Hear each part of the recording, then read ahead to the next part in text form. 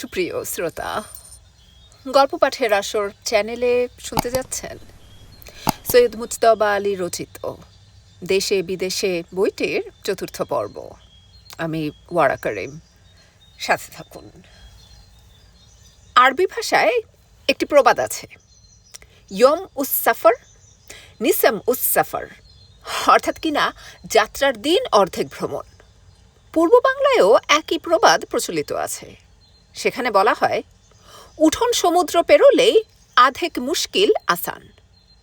আহমদ আলীর উঠোন পেরোতে গিয়ে আমার পাক্কা 7 দিন কেটে গেল।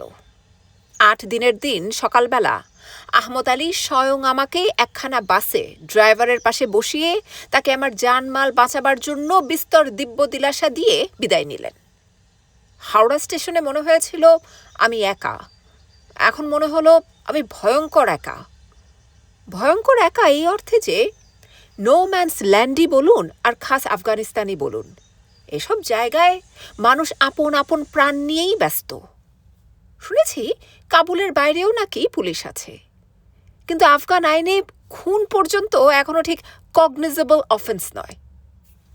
রাহাজানির সময় যদি আপনি পাঠানি কায়দায় চটপট উবুড় হয়ে শুয়ে না পড়েন, তাহলে সে ভুল অথবা গোয়ার্তুমির খেসারত দেবেন আপনি।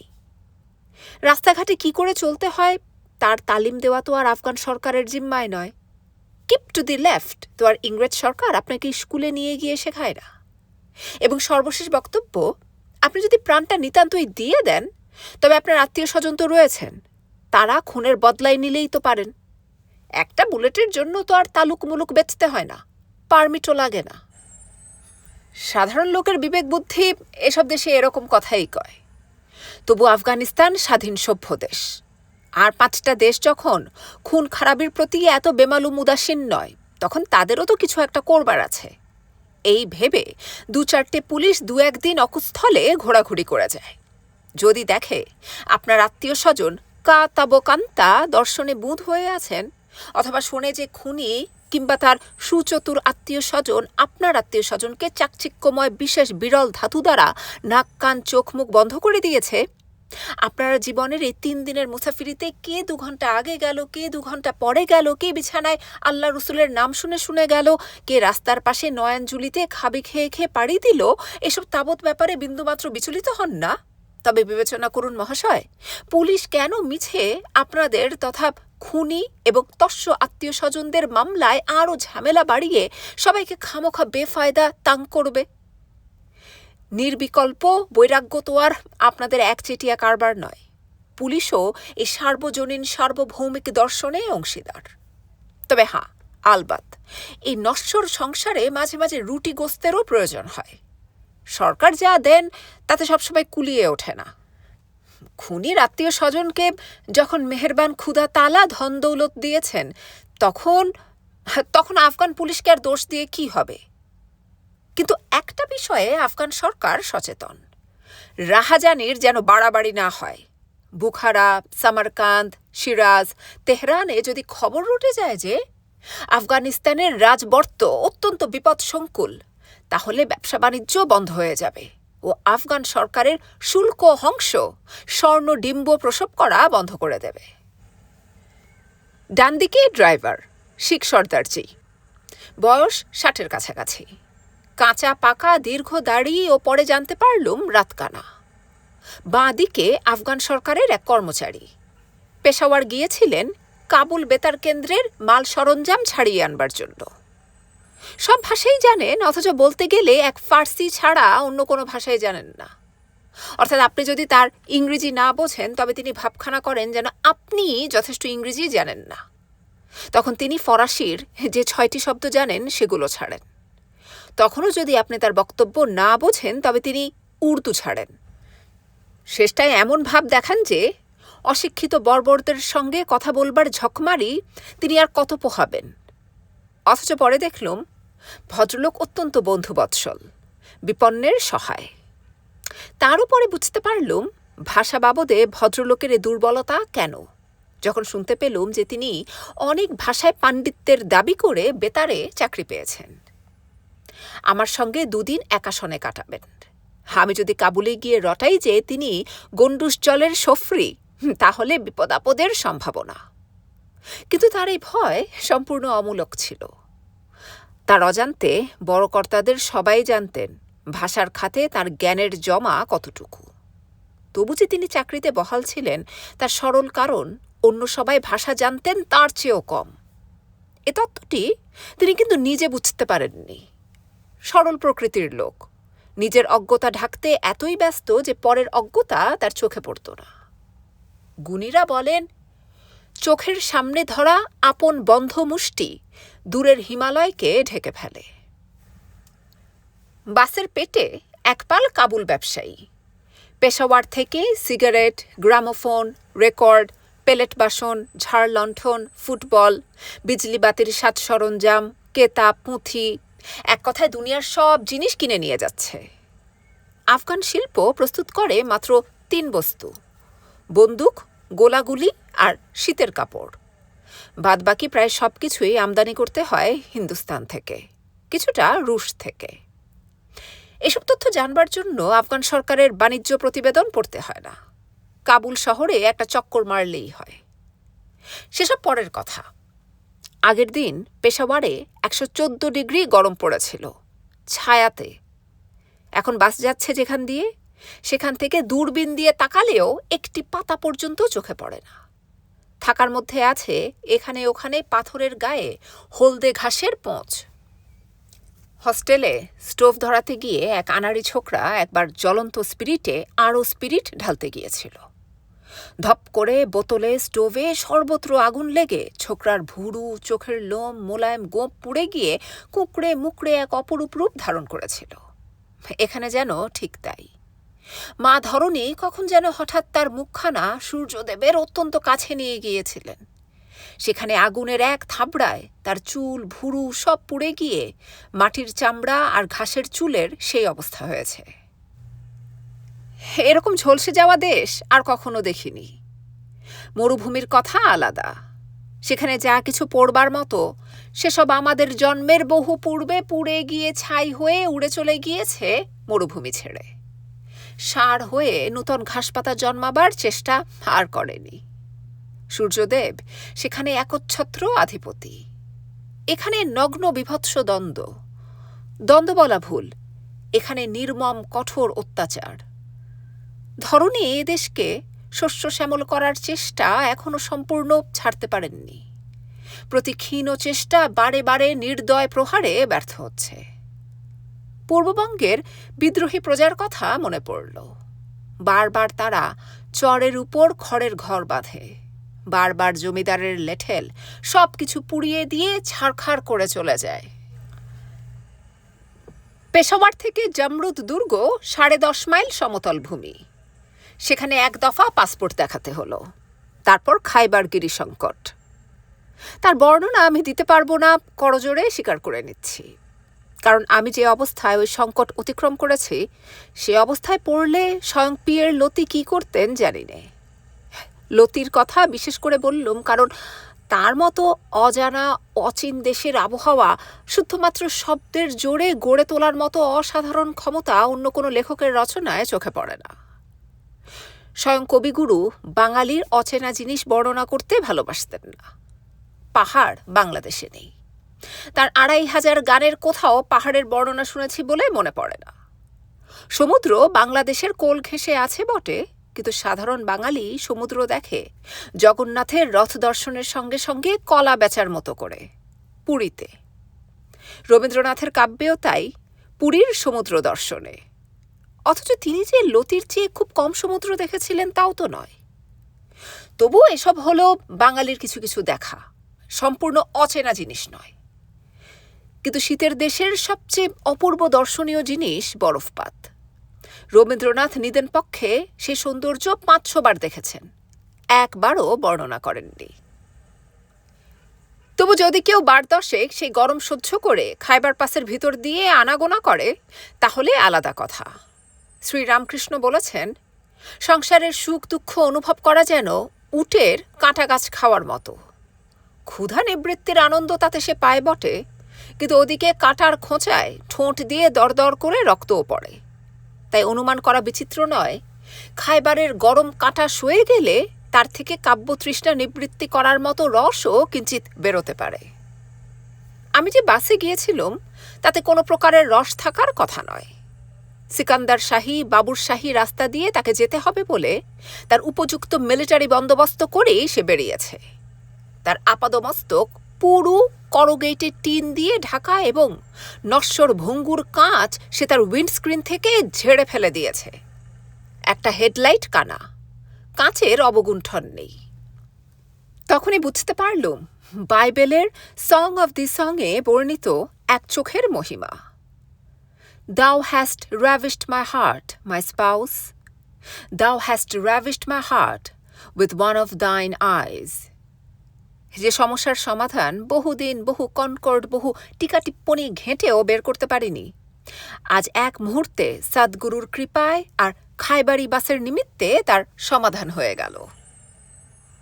দুদিকে 1000 ফুট উঁচু পাথরের ন্যাড়া পাহাড়, মাঝখানে খাইবার পাস। একজোড়া রাস্তা এঁকে বেঁকে একে অন্যের গা ঘেঁষে চলেছে কাবুলের দিকে। এক রাস্তা মোটরের জন্য, অন্য রাস্তা উট, খচ্চর, গাধা, ঘোড়ার পণ্যবাহিনী বা ক্যারাভানের জন্য। সংকীর্ণতম স্থলে 2 রাস্তায় মিলে 30 হাতও হবে না। সে রাস্তা আবার মাতালের মতো টলতে টলতে এতই এঁকে বেঁকে গিয়েছে যে কোনো জায়গায় দাঁড়ালে চোখে পড়ে ডাইনে বায়ে পাহাড়, সামনে পিছনে পাহাড়। দ্বিপ্রহর সূর্য সেই নরককুণ্ডে সোজা নেমে এসেছে। তাই নিয়ে চতুর্দিকের পাহাড় যেন লোফালুফি খেলছে। এই গিরিসংকটে আফগানের লক্ষ কণ্ঠ প্রতিধ্বনিত হয়ে কোটি কণ্ঠে পরিবর্তিত হতো। এই গিরিসংকটে এক মার্তণ্ড ক্ষণে ক্ষণে লক্ষ মার্তণ্ডে পরিণত হন। তাদের কোটি কোটি অগ্নিজিহ্বা আমাদের সর্বাঙ্গ লেহন করে পরিতুষ্ট হন না, চক্ষুর চর্ম পর্যন্ত অগ্নিশলাকা দিয়ে বিদ্ধ করে দিচ্ছেন। চেয়ে দেখি সর্দারজির চোখ সন্ধ্যা সব স্পর্শ না করেই সন্ধ্যাকাশের মতো লাল হয়ে উঠেছে। কাবুলি রুমাল দিয়ে ফেটা মেরে চোখ বন্ধ করেছে। নগ্ন চোখে কজন লোক ফায়ারিং স্কোয়াডের সামনে দাঁড়াতে পারে? এই গরমেই কি কান্দাহারের বধূ গান্ধারী অন্ধ হয়ে গিয়েছিলেন? কান্দাহার থেকে দিল্লি যেতে হলে তো খাইবার পাস ছাড়া গত্যান্তর নেই। কে জানে, ধৃতরাষ্ট্রকে সান্ত্বনা দেবার জন্য, অন্ধবধূর দুর্দৈব দহন প্রশমিত করার জন্য মহাভারতকার গান্ধারীর অন্ধত্ব বরণের উপাখ্যান নির্মাণ করেননি। অবাক হয়ে দেখছি সেই গরমে বুখারার পুস্তিন মানে ফার ব্যবসায়ীরা 2 ইঞ্চি পুরু লোমওয়ালা চামড়ার ওভারকোট গায়ে দিয়ে খচ্চর খেদিয়ে খেদিয়ে ভারতবর্ষের দিকে চলেছে। সর্দারজিকে রহস্য সমাধানের অনুরোধ জানালে তিনি বললেন, যাদের অভ্যাস হয়ে গিয়েছে তাদের পক্ষে সত্যই এরকম পুরু জামা এই গরমে আরামদায়ক। বাইরের গরম ভেতরে ঢুকতে পারে না, শরীর ঠান্ডা রাখে। ঘাম তো আর এদেশে হয় না, আর হলেই বাকি, এরা তার থোড়াই পরোয়া করে। কত দেশের কত রকমের লোক পণ্যবাহিনীর সঙ্গে সঙ্গে চলেছে। কত ঢঙের টুপি, কত রঙের পাগড়ি, কত যুগের অস্ত্র, গাদা বন্দুক থেকে আরম্ভ করে আধুনিকতম জার্মান মাউজার। দামেস্কের বিখ্যাত সুদর্শন তরবারি, সুপারি কাটার জাতির মতো জামধর মোগল ছবিতে দেখেছিলুম। বাস্তবে দেখলুম হুবহু সেই রকম, গোলাপি সিল্কের কোমর বাঁধে গোঁজা। কারো হাতে কানজোখা পেতলে বাঁধানো লাঠি, কারো হাতে লম্বা ঝকঝকে বর্ষা। উটের পিঠে পশমে রেশমে বোনা কত রঙের কার্পেট, কত আকারের সামোভার। বস্তা বস্তা পেস্তা, বাদাম, আখরোট, কিশমিশ, আলু বুখারা চলেছে হিন্দুস্তানের বিরিয়ানি পোলাওয়ের জৌলুস বাড়াবার জন্য। আরও চলেছে শুনতে পেলুম কোমরবান্ধের নিচে ইজেরের ভাঁজে পুস্তিনের লাইনিংয়ের ভেতর আফিং আর হাসিস, না কোকেইনি না আরও কিছু। সবাই চলেছে অতি ধীরে অতি মন্থরে।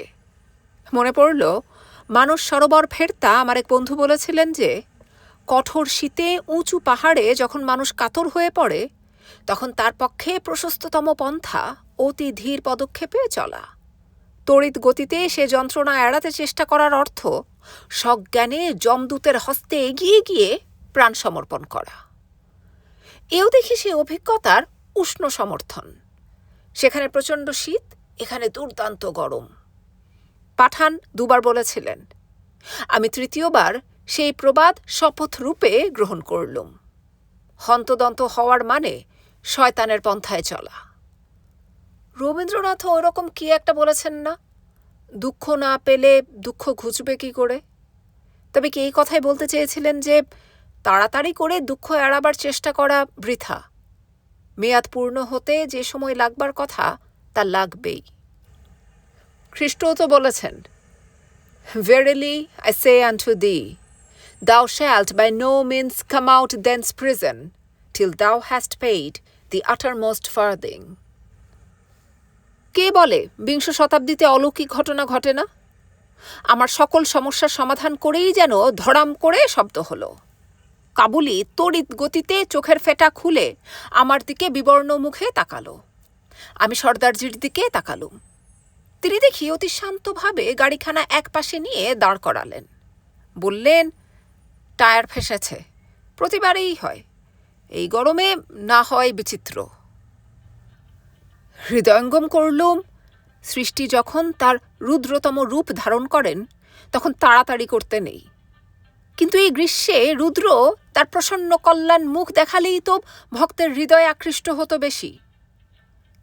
প্রয়োজন ছিল না, তবু সর্দারজি আমাদের স্মরণ করিয়ে দিলেন যে খাইবার পাসের রাস্তা দুটো সরকারের বটে, কিন্তু দুদিকের জমি পাঠানের। সেখানে নেমেছ কি মরেছ, আড়ালে আবডালে পাঠান সুযোগের অপেক্ষায় ওত পেতে বসে থাকে, নামলেই কড়াক পিং। তারপর কি কায়দায় সবকিছু হরণ করে তার বর্ণনা দেবার আর প্রয়োজন নেই।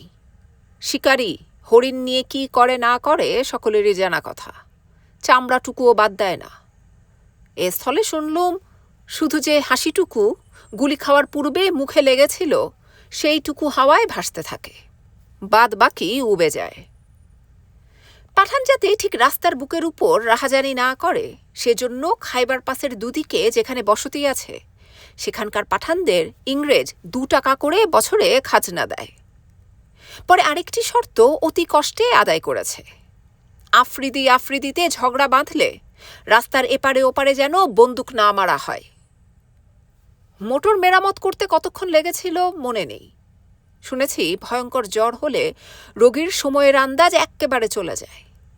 পরের দিন যখন সর্দারজিকে জিজ্ঞেস করলুম চাকা বদলাতে 2 ঘন্টা লাগলো কি করে, তখন সর্দারজি বলেছিলেন সময় নাকি লেগেছিল মাত্র আধ ঘন্টা। মোটর আবার চলল, কাবুলির গলা ভেঙে গিয়েছে, তবু বিড়বিড় করে যা বলছিলেন তার নির্যাস, কিচ্ছু ভয় নেই সাহেব, কালই কাবুল পৌঁছে যাচ্ছি, সেখানে পৌঁছে কাপ করে কাবুল নদীতে ডুব দেব। বরফ গলা হিমজল পাহাড় থেকে নেমে এসেছে, দিল জান কলিজা সব ঠান্ডা হয়ে যাবে। নেয়ে উঠে বরফে ঘষে ঘষে আঙুর খাবো তামাম জুলাই আগস্ট। সেপ্টেম্বরের শেষাশেষি নোয়ানজুলিতে জল জমতে আরম্ভ করবে। অক্টোবরে শীতের হাওয়ায় ঝরা পাতা কাবুল শহরে হাজারো রঙের গালিচা পেতে দেবে। নভেম্বরে পুস্তিনের জব্বা বের করব, ডিসেম্বরে বরফ পড়তে শুরু করবে, সেই বরফের ভেতর দিয়ে বেড়াতে বেরোবো। সে কি শীত, সে কি আরাম! আমি বললুম, আপনার মুখে ফুলচন্দন পড়ুক। হঠাৎ দেখি সামনে কি মরিচিকা, সমস্ত রাস্তা বন্ধ করে গেট কেন? মোটর থামল, পাসপোর্ট দেখাতে হলো, গেট খুলে গেল। আফগানিস্তানে ঢুকলুম। বড় বড় হরফে সাইনবোর্ডে লেখা, it is absolutely forbidden to cross this border into Afghan territory. কাবুলি বললেন, দুনিয়ার সব পরীক্ষা পাশ করার চেয়ে বড় পরীক্ষা খাইবার পাস করা, আলহামদুলিল্লাহ। আমি বললুম, আমেন।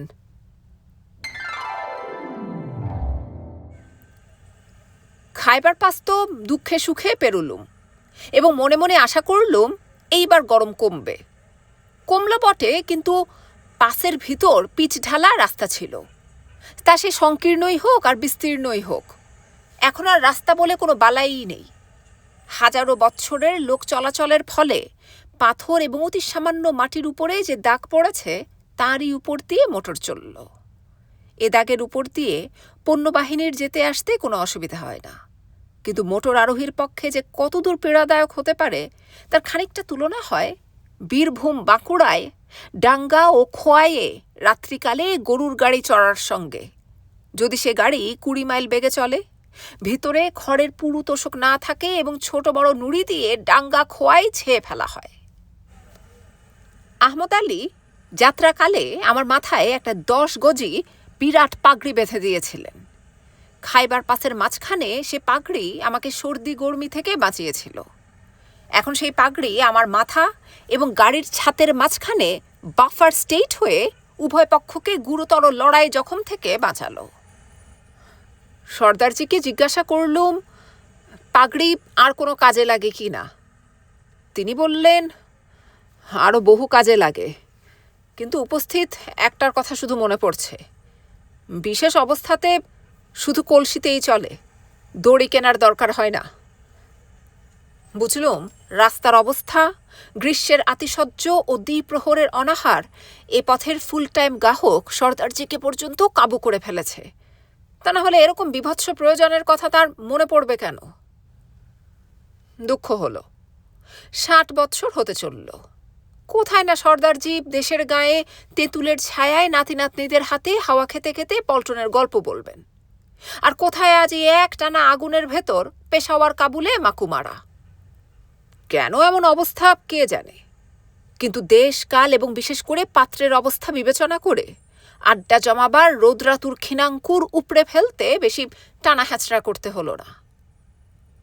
কি দেশ! দুদিকে মাইলের পর মাইল জুড়ে নুড়ি আর নুড়ি। যেখানে নুড়ি আর নেই সেখান থেকে চোখে পড়ে বহু দূরে আবছায়া আবছায়া পাহাড়। দূর থেকে বলা শক্ত, কিন্তু অনুমান করলুম লক্ষ বৎসরের রৌদ্র বর্ষণে তাতেও সজীব কোনো কিছু না থাকারই কথা। রেডিয়েটারে জল ঢালার জন্য মোটর একবার দাঁড়িয়েছিল। তখন লক্ষ্য করলুম এক কণা ঘাসও 2 পাথরের ফাঁকে কোথাও জন্মায়নি। পোকামাকড়, কোনো প্রকারের প্রাণের চিহ্ন কোথাও নেই। খাবে কি, বাঁচবে কি দিয়ে? মা ধরনের বুকের দুধ এদেশে এসে যেন সম্পূর্ণ শুকিয়ে গিয়েছে। কোনো ফাটল দিয়ে কোনো বাঁধন ছিঁড়ে 1 ফোঁটা জল পর্যন্ত বেরোয়নি। দিক দিগন্তব্যাপী বিশাল শ্মশান ভূমির মাঝখান দিয়ে প্রেতজনী বর্মধারিণী ফোর্ড গাড়ি চলেছে ছায়াময় সন্তান সন্ততি নিয়ে। ক্ষণে ক্ষণে মনে হয় চক্রবাল পরিপূর্ণ মহানির্জনতার অদৃশ্য প্রহরীরা হঠাৎ যেন যন্ত্রস্তনিত ধূম্রপুচ্ছ এই শতশ্চল শকট শূন্যে তুলে নিয়ে বিরাট নৈস্তব্ধের যোগভূমি পুনরায় নিরঙ্কুশ করে দেবে। তারপর দেখি মৃত্যুর বিভীষিকা। প্রকৃতি এই মরুপ্রান্তরে প্রাণ সৃষ্টি করেন না বটে, কিন্তু প্রাণ গ্রহণে তিনি বিমুখ নন।